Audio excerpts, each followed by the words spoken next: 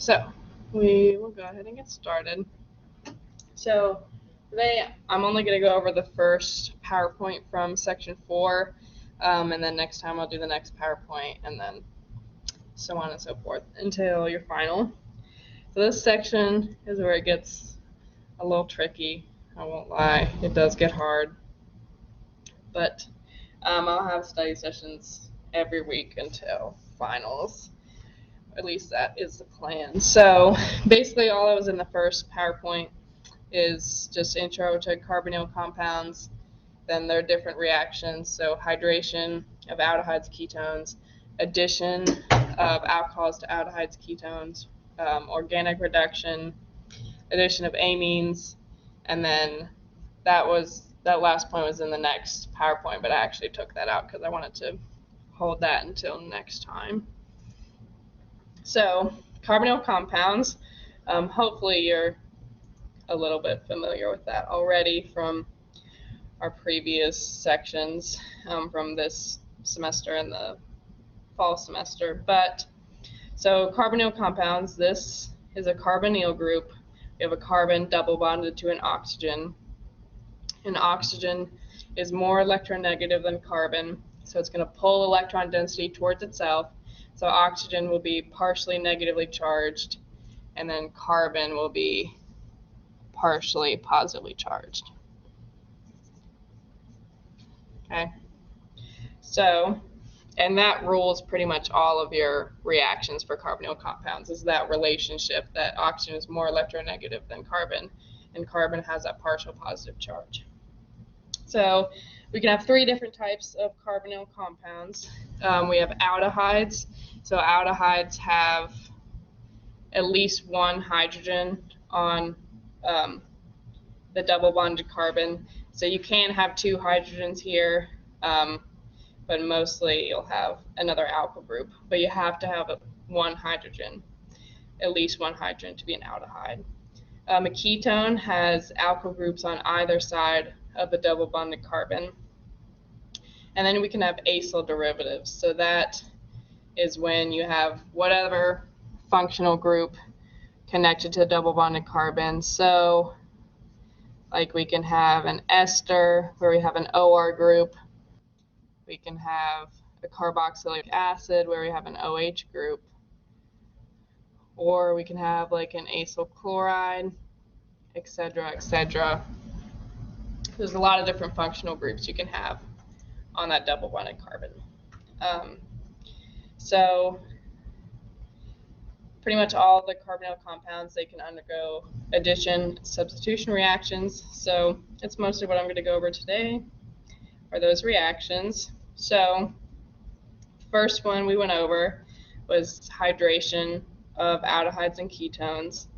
So hydration reactions with carbonyl compounds, they can be catalyzed by either an acid or a base, which is kind of unique. We haven't encountered that before, where you can have two different catalysts. But the overall reaction, so we have an aldehyde or a ketone mixed with water, and it'll form a hydrate, which is where you have two OH groups on a carbon. And while this can happen with both aldehydes and ketones, aldehydes will react more favorably with water than ketones, because in aldehydes we have a hydrogen on one side. Ketones have two alkyl groups. So this partial positive charge on this carbon can delocalize to these two alkyl groups, whereas an aldehyde, it can only delocalize to the one alkyl group.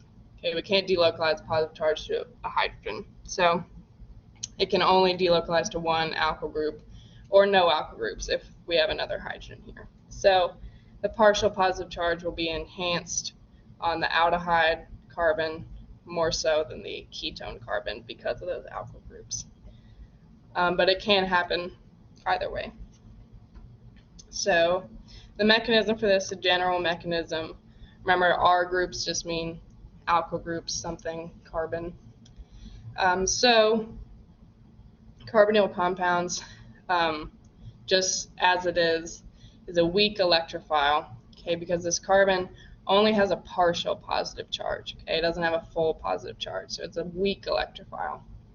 And if we want to mix it with water, okay, water is a weak nucleophile. So if you remember from like SN1, SN2 reactions, a weak electrophile and a weak nucleophile won't do anything. Okay, they won't react because one of them has to be strong. So we need a catalyst to make one of them strong.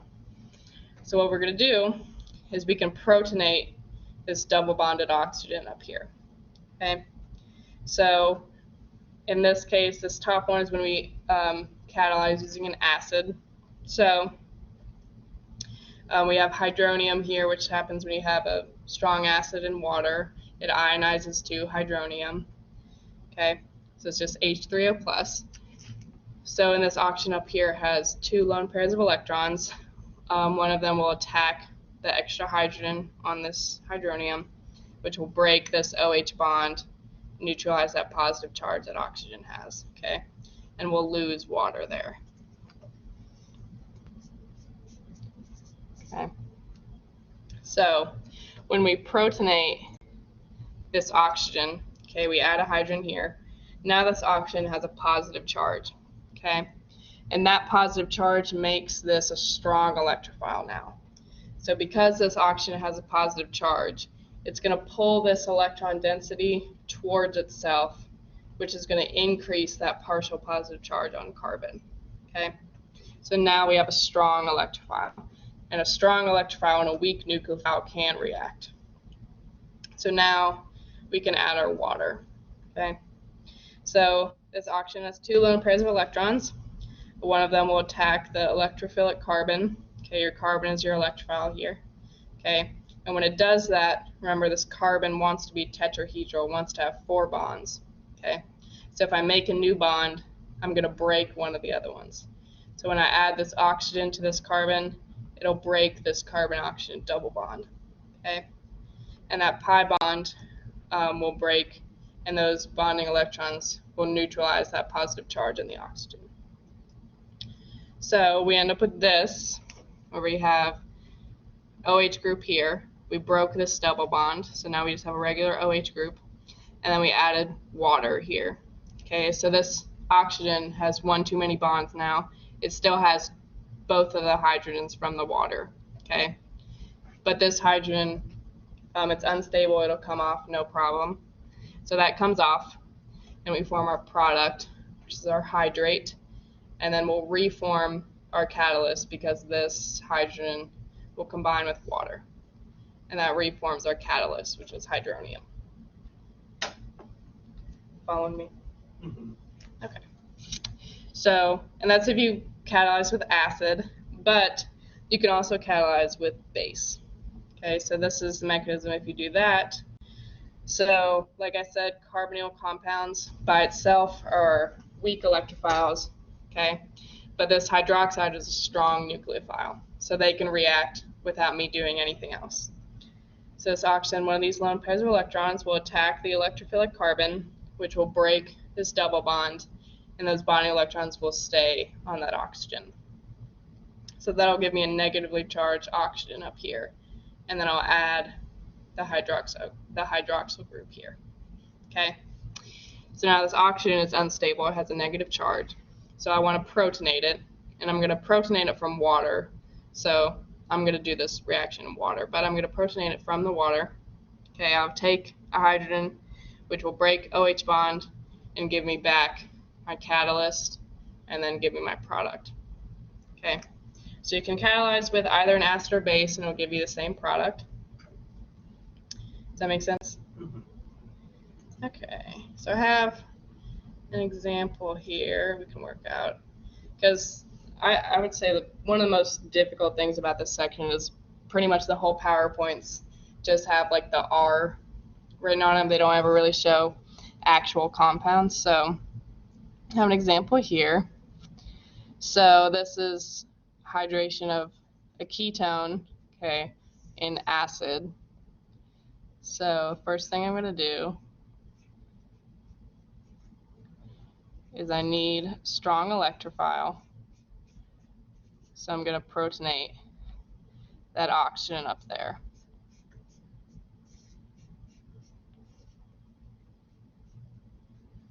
Okay, so remember when you have strong acid and water, it ionizes to hydronium, so that's where I got this. Okay, so those lone pairs of electrons will take a hydrogen here, which will break oxygen-hydrogen bond, and neutralize that positive charge.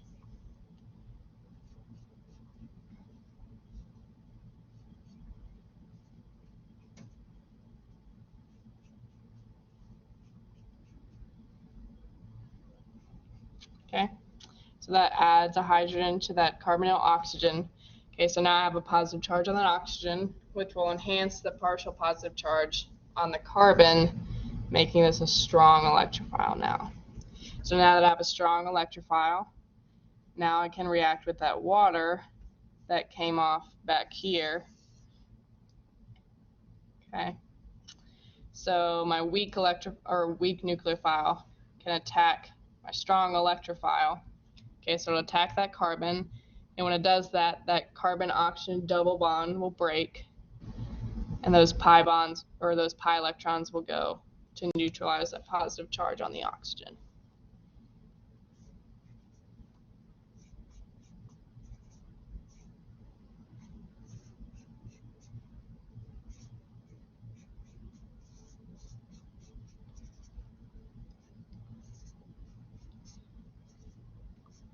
Okay, so that gives me this here, and we're almost done, but that oxygen has one too many hydrogens.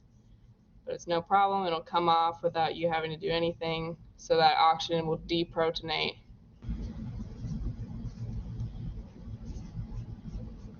Which will give you your hydrate. I'm not sure what this is called, but it's a hydrate. And that will reform your catalyst when that hydrogen combines with water. Okay, so those aren't too bad, not insanely complicated. But this protonation step, where you protonate the carbonyl oxygen to make a strong electrophile, that's a very common theme throughout this whole section, and that will be very important in other more difficult reactions. So just be sure that you understand that part. You good for me to move on? Yeah, just 1 second. You're good.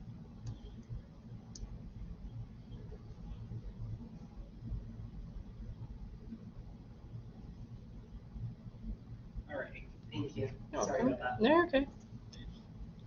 Okay. So the second type of reaction with carbonyl compounds we learned was addition of alcohols to aldehydes, ketones. So this one is kind of similar to the addition of water. Has to be acid catalyzed. Remember, because alcohols are also weak nucleophiles, so we'll have to make our strong electrophile again. Okay, so the general reaction is we have our aldehyde ketone mixed with an alcohol. This is one where we form an intermediate hemiketyl, hemiacetyl, and then our actual product is our acetyl or ketyl. So this is the, or not this, this is the ketyl or acetyl, where we have two OR groups connected to the carbon. And that is our hemiketyl, hemiacetyl, where you have one OH group and one OR group. So this one gets a little bit more tricky, but stay with me. So first step is still the same. We need a weak, or we have a weak electrophile. We need a strong one to react with a weak nucleophile. So we're going to protonate from hydronium from a strong acid and water, okay, which will give us this strong electrophile where we protonated that oxygen. We have a positive charge on that oxygen, enhances the partial positive charge on the carbon. So now my weak nucleophile can attack. So that oxygen has two lone pairs of electrons. It will attack the electrophilic carbon, and when it does that, that double bond will break. The pi electrons will go to neutralize that positive charge. So that gives me this, where we broke that double bond here and added the alcohol here. So from this step, okay, this hydrogen will come off, okay? That will give me our hemiacetyl hemiketyl. But this is a reversible reaction that's very reactant favored. So when this happens, it pretty much goes right back to this. Okay, so to my knowledge, I think you can omit this. Maybe. Don't take my word for that. But because this just goes right back to this and then to this, I think you can omit it. But again, do not take my word for that. So for some aldehydes, ketones, this is our hemiacetyl hemiketyl. For some aldehydes, ketones, this can be isolated, but because this OH group gets protonated so easily, most of the time, this is not isolable, this is not stable. You will not be able to keep this. But some of them can. But for our purposes in this course, it does not stay here. So when we make this, it goes right back to this, okay, and then, so we go back to this protonated compound. So then we have this called an intramolecular proton transfer. Okay, so this hydrogen here is going to transfer to up here. Okay, so that gives me this. This is called your protonated hemiketyl hemiacetyl. So now we have a good leaving group, right? So this OR group has two lone pairs of electrons on the oxygen. One of them will form a double bond here, okay, which will push off this good leaving group here. Okay, following me? Yeah. Okay. That part's a little confusing, but so that gives me this, where I have carbon-oxygen double bond with this OR group I formed here, and then water came off. All right, that we lost water there. Okay. So here I have a positive charge on this oxygen, okay, because that oxygen has too many bonds. And now this is very similar to this, okay? So it'll react the same way. We'll react with another molecule of our alcohol, and that will attack that carbon. Double bond will break, and those pi electrons will go to neutralize that positive charge, okay? Which will give me this. Okay, we add our whole alcohol to this carbon, broke the double bond, okay? This oxygen has too many bonds. This hydrogen will come off, okay? Which will give me your product, which is ketyl, acetyl, and then reform your catalyst, okay? Follow me? Yes, I am. Okay. So I know that the hemiacetyl hemiketyl part is a little confusing, but the process is still pretty much the same. So as you're going through this section, I would say try to just understand the logic behind what you're doing. Try to understand why you're doing mechanisms rather than just trying to memorize them. Because I would say that helps more than anything to understand, why this attacks this, why we need a strong electrophile, what's nucleophilic, what's electrophilic, that kind of thing, what has too many bonds, etc. So I would encourage you to just really try your best to understand why you're doing each step rather than just trying to memorize it. And a good way to do that is practicing. So is key. it is, my friend. So we have an aldehyde here mixed with methanol catalyzed by acid. So first thing we're going to do is make a strong electrophile, right?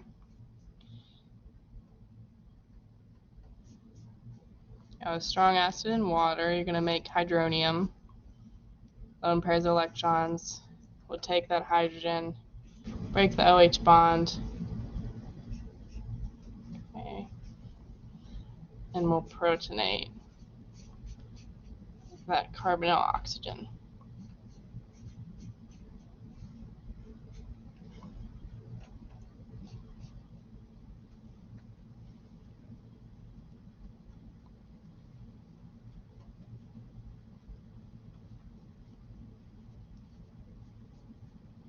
Okay, so now that we have a strong electrophile. Now my weak nucleophile can attack.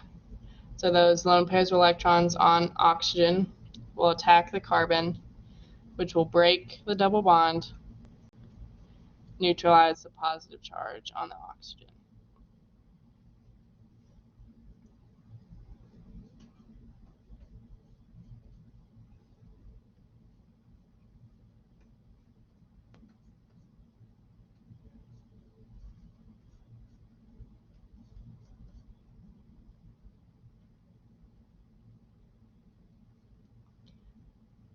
Okay, so from here, this is where if that hydrogen on that alcohol that we just added there, if that hydrogen came off, we would form a hemiacetal.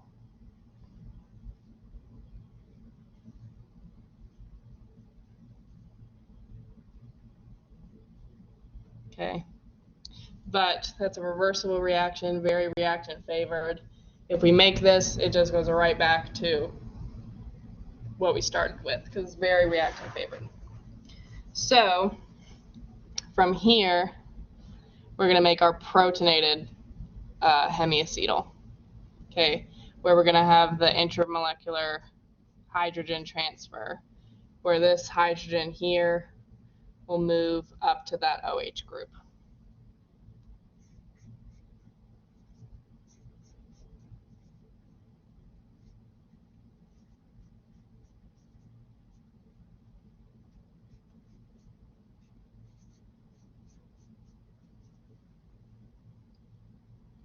Okay. So again, try to think through this mechanism as you're going through it. And try to make connections from what we've done previously. Pretty much anytime you see like OH2 positive charge, you should be thinking like, oh, that's a good leaving group. That's probably going to come off. Okay, things like that. And just remember what your nucleophiles are and things like that. So this oxygen down here has 2 lone pairs of electrons. It'll form a double bond here, okay, which will push off that good leaving group.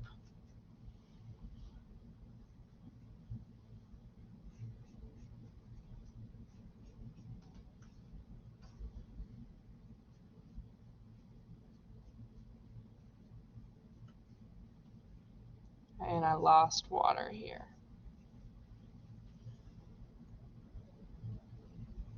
Still following me so far? Yeah. Okay. So, again, now this oxygen has a positive charge because we have one too many bonds, okay? And this is very analogous to, so this, very analogous to this, okay? So it'll do the same thing. We're going to react with another molecule of our alcohol.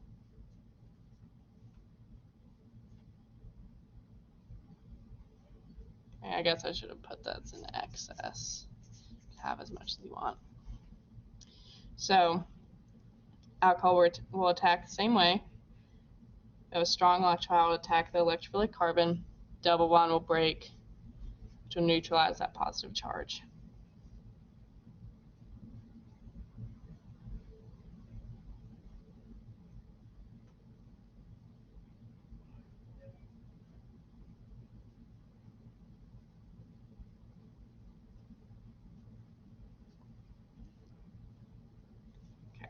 That oxygen has a positive charge again, but now this hydrogen can come off no problem, and it won't go back because we don't have an OH group now. So this OR group is more stable, less reactive than an OH group. So now we can be stable.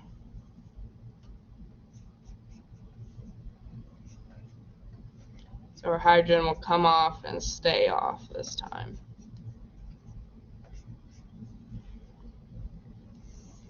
And that will be our product. And that is an acetal.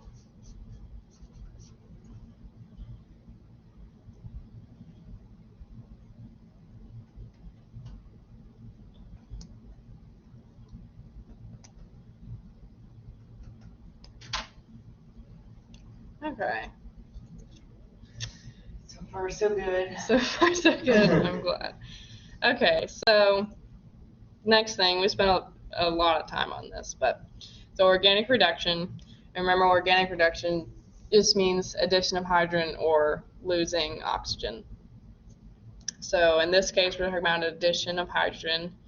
We're actually adding hydride. So hydride is a hydrogen anion. So it's a negatively charged hydrogen. But because a hydride is a very, very, very strong nucleophile, very, very, very strong base, it's not very controllable. You can't, it's just too reactive, too uncontrollable. So we need a hydride donor so we can actually control the reaction and not cause an explosion. So the hydride donors we go over, we have a lithium aluminum hydride and then sodium borohydride. Okay, and lithium aluminum hydride is the stronger hydride donor. This is the only hydride donor that will react with acyl derivatives. So keep that in mind, but we'll go over that in a second. This is borohydride right here. And then lithium and sodium are just your counter cations. They don't do anything, they're spectator ions. So we have borohydride here. Boron has negative charge. This boron hydrogen bond, that's going to be your nucleophile. Okay, the electrons will come from this bond. So we can react with an electrophile. So we'll go from the bond to the electrophile, make an electrophile hydride bond, and then break that BH bond. And similarly here, same thing, just with aluminum. So when we react aldehydes and ketones with these hydride donors, in both cases we get alcohols. Okay, so here if we react with borohydride, again this is a strong nucleophile, so our carbonyl compound as it is fine. It will go from the bond to the electrophilic carbon, break the double bond, which will add a hydride here, okay, and then break that double bond, causing this oxygen to be negatively charged, okay? And we use this in a protic solvent, which means protic means that it can donate a proton, okay, which we'll get here. So this Y can be another H, it can be water, alcohols, just protic solvents. So this oxygen will get protonated from your protic solvent, okay? And that will give you an alcohol, either a primary or secondary alcohol, depending on if you start with an aldehyde or ketone. Okay, same thing here, but with aluminum, so when we get to this step, boron and aluminum, or boron and oxygen do not bond. We just have the oxygen anion. In the case of aluminum, oxygen and aluminum will bond together. So pretty much all of the time in organic chemistry, when you use a metal of whatever kind, you'll have to work up. Okay, so it means wash in a dilute acid and water, which will wash off metal ions. Okay, so when we add this hydrogen here, break the double bond, this aluminum will actually bond here. Okay, so to get rid of this and also protonate this oxygen, we need to work up in a dilute acid, which will give us this.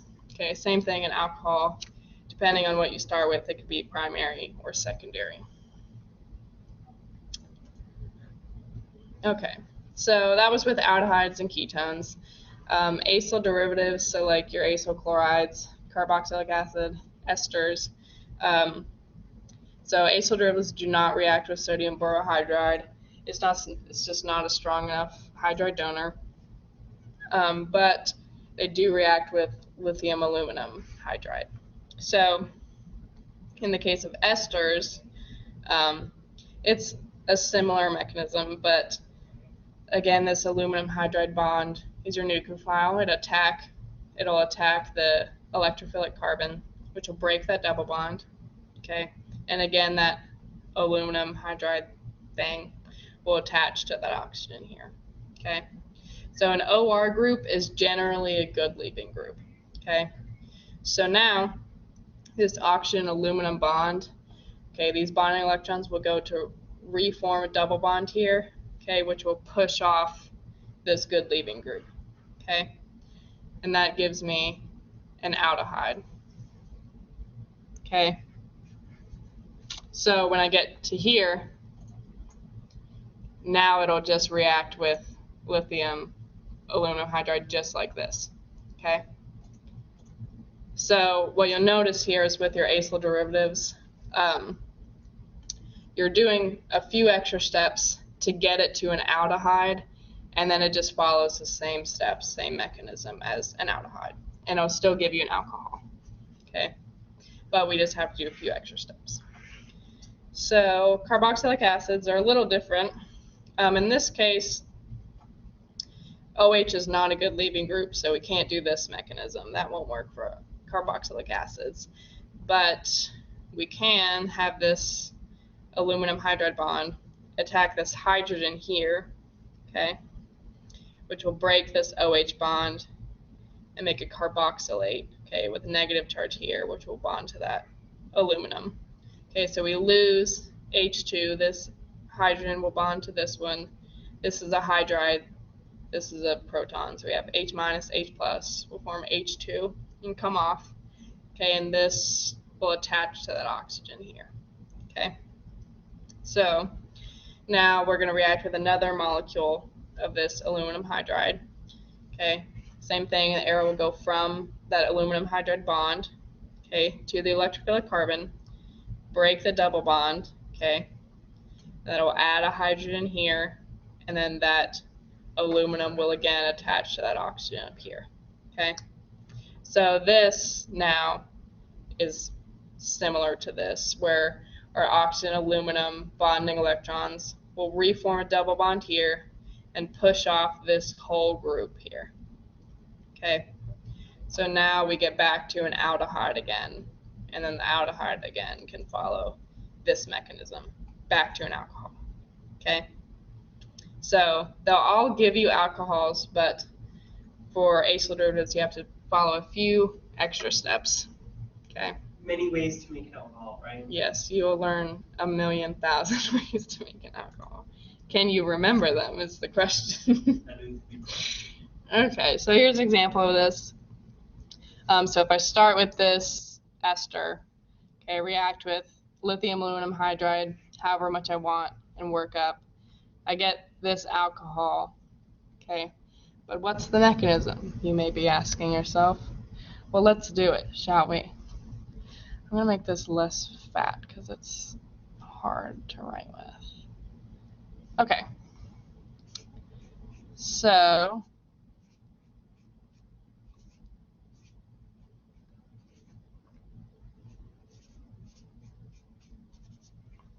do we remember what we do first? So the first thing that we do is we add water. Do we? Do we add water, Caleb? No, we add the base first. So we'll start with our aluminum hydride. Okay. So that will attack our electrophilic carbon. Which causes the double bond to attack our oxygen, reducing down to a single bond. Mm-hmm. Or sigma bond. Correct. Okay, yeah, so that breaks that double bond. Okay, so now that aluminum, the AlH3, will attach up there to that oxygen. Okay. So we still have our OCH3 group here, and then we add, hello. Sorry, I'm late. You're okay. And then we'll add our hydrogen here. Okay. So from here, this aluminum oxygen bond, okay, those bonding electrons will reform a double bond there, which will push off this OCH3 group, okay, because it's a good leaving group. Okay. And this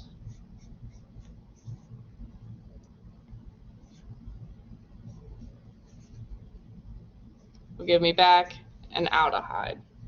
Okay, so now my aldehyde can follow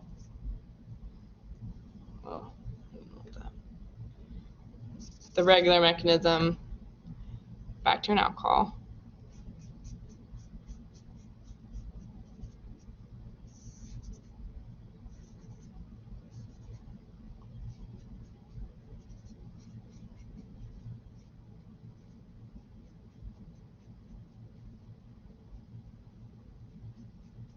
Okay, so I added another hydrogen here, and then that aluminum again connects to that oxygen here. Okay, so now I need to work up to get rid of that metal. Okay, so that'll wash off the aluminum and then also protonate that oxygen. Okay. So now it becomes OH3+. Yeah. So now we have our alcohol. And then don't worry about where all this stuff goes. It gets very tricky and very complicated. I don't think he expects you to know that, to like keep track of all these aluminums and where they go and where they end up. Just keep track of your main organic product. At this point, how do you end up with alcohol at the end? You protonate, you do the wash up, it washes off the aluminum. So this is CH3, CH2, CH2. And then I just washed off this aluminum, protonated that oxygen, which gives me this. Oh, it's a water leaves. Where? Wait a minute. You've got, never mind. I just saw the extra hydrogens. You're good. Okay, am I good to move on? Okay, so last thing in this PowerPoint is just addition of primary amines to aldehydes ketones. So an amine, you have, it's a derivative of ammonia. This is ammonia. Okay, so you replace a hydrogen with an R group. This is an amine. Okay, it's a primary amine, means you just have one alkyl group on there. So, and nitrogen has a lone pair of electrons. This is nucleophilic. It'll attack, again, our electrophilic carbon in our carbonyl compound, which will break this CO double bond. Okay, so we'll add this whole thing to this carbon. Okay, which gives a positive charge on the nitrogen because it has too many bonds. And then this oxygen is negatively charged because we broke this double bond. Those pi electrons stayed on that oxygen. Okay. So here we're going to have another intermolecular hydrogen transfer. So one of these hydrogens will transfer up to this oxygen, okay, to give me this. Okay. So now I'm going to protonate that OH group, which gives me water, which again, good leaving group. You should be recognizing that at this point. And then this nitrogen still has that lone pair of electrons, which will go to reform a double bond here and push off that water. Okay, so we lose water from here to here and form a double bond there. So now nitrogen again has a positive charge. This is too many bonds. Okay, so this will lose this hydrogen will come off. Okay, so the only kind of special thing about these reactions is they are stereospecific because you'll end up with a nitrogen with an R group on it. The R group will either be on this side or this side, depending on these R groups you have down here. So say if I have like a methyl group here and then like a tertiary butyl group here, the R group will stay on this side with the less sterically hindered side. And this is supposed to be imine, I-M-I-N-E, my bad. Okay, last thing, I just have an example here that we can go through. I don't remember if you test this this mechanism very much at all on the test, but I would imagine not. So Is that similar to doing I'll ask him.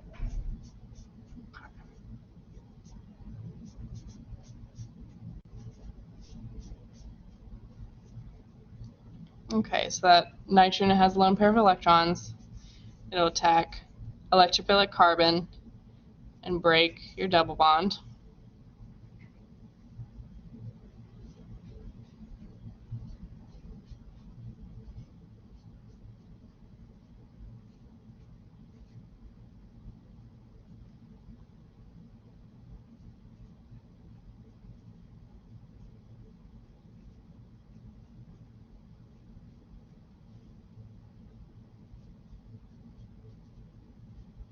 Okay. So I broke this double bond here and attached this whole group down here. Okay, so now this nitrogen has a positive charge, so it's one too many bonds, and this oxygen has a negative charge. So this one of these hydrogens from that nitrogen will transfer up to the oxygen here.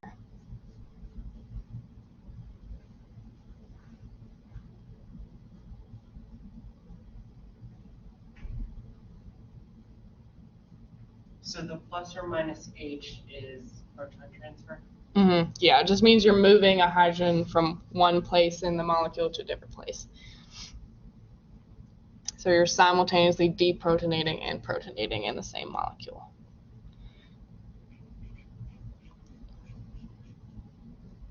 Okay, so now I'm going to protonate again. Then the positive charge go up on the oxygen now. Yeah, so now I'm going to protonate that OH group because I want that off.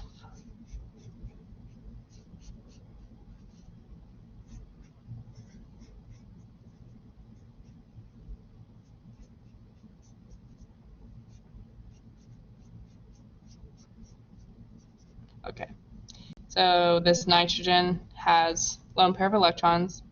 It'll form a double bond between carbon and nitrogen and push off that water.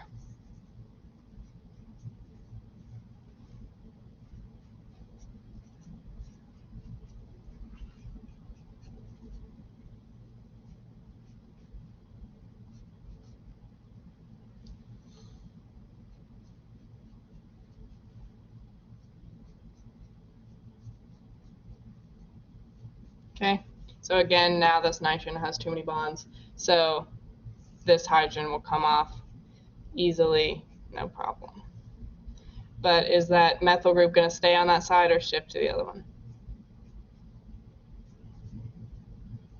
The methyl group's gonna stay on the side because it's steric hindered. Right, so I have, this is an isopropyl group over here, and then I do a methyl group over there. So my methyl group here will stay on this side because it's less sterically hindered. And this is an imine product.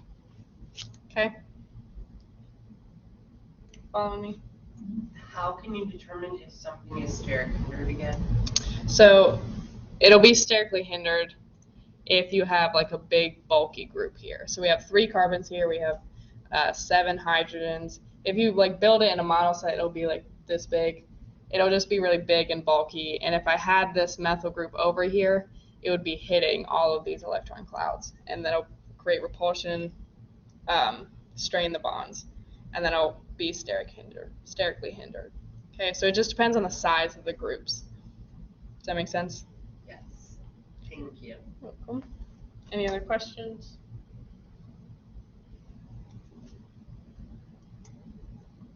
If not, then that is all I have. And thank you guys for coming. Will you send this out to us again? Yeah. You did record it, right?